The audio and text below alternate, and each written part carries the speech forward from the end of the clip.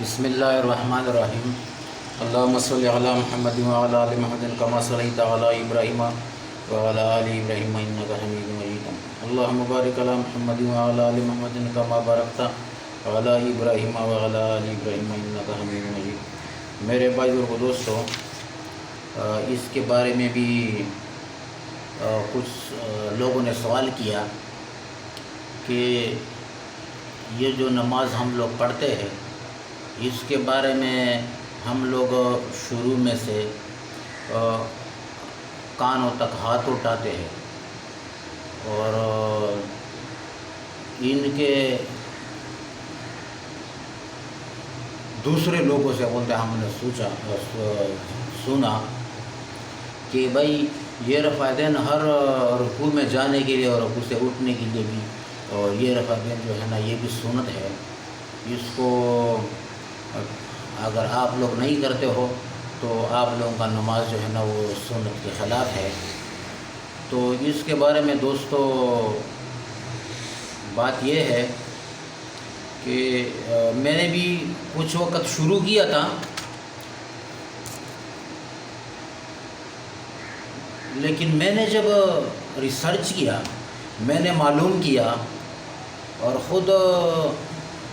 اس بات میں پڑھ گیا کہ میں خود سوچ لو،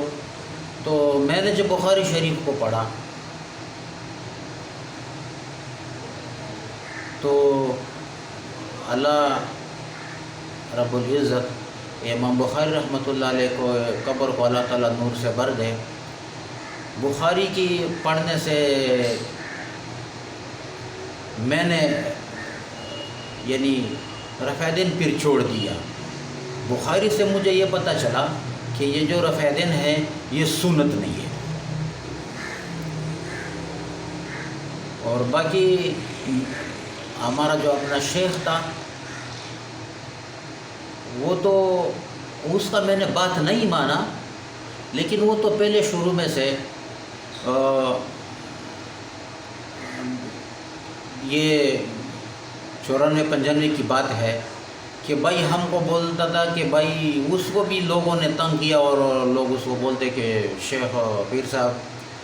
تو اس نے بولا کہ بھائی رفع دین جو ہے یہ نماز کے اندر سنت نہیں ہے، اور یہ اس کی وجہ سے نماز میں بہت فرق آتا ہے۔ تو ہم لوگوں کو بولتے کہ خدا کے لیے رفع دین جو ہے نا اس کو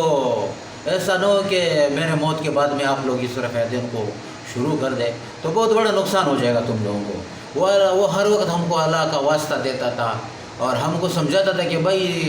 نماز کے اندر رفع دین سے دور رہو۔ تو میں نے اس کی بات کو نہیں مانا اور میں نے شروع کر دیا، اور یہ سنی سنائی باتیں، اور یہ لوگوں آدمی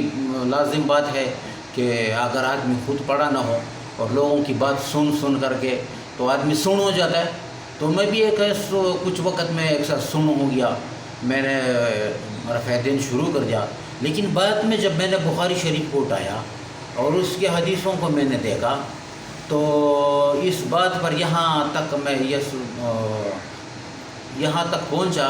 کہ رفع دین جو ہے یہ سنت نہیں ہے، اور پہلا دفعہ جو ہم لوگ ہاتھ اٹھاتے ہیں سنت، پہلا ہاتھ اٹھانا یہ سنت ہے، باقی میں جو ہے نا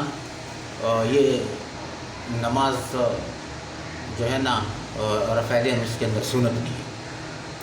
باقی بات یہ ہے کہ بھائی آدمی اگر پڑھ لے سراسر سے اور یا بغیر استاذ کا پڑھے،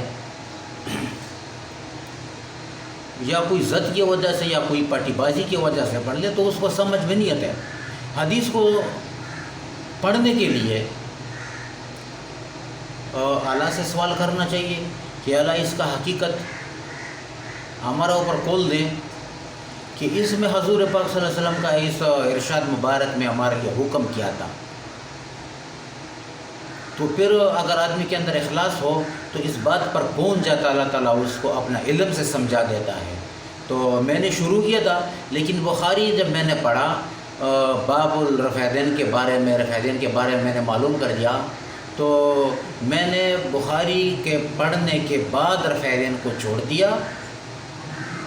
حالانکہ میں پہلے بھی نماز میں نہیں کرتا تھا، لیکن سب